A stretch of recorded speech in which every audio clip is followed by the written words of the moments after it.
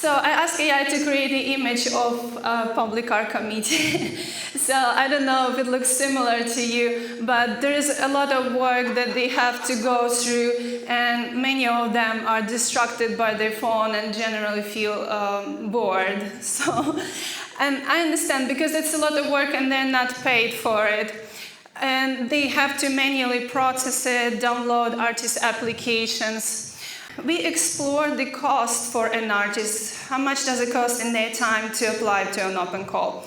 And here I bring an example of a call that asks not only applies through Caffe, which requires, revising images, revising your cover letter, resume, and everything. For each project, you may want to adjust it, and it takes time.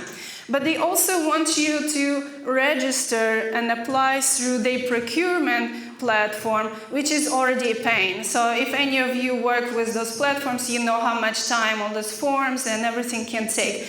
So I estimated it may cost roughly $600 for an artist just to apply for a call. And the percent of success is up to 5%. But mostly 1–2% of them actually get the project. How AI can help, right? It doesn't help with bureaucracy and the whole process. However, it can help us cut on something that is technical work. For example, whatever your process is, it all starts from accepting artist applications. Then we move to evaluation.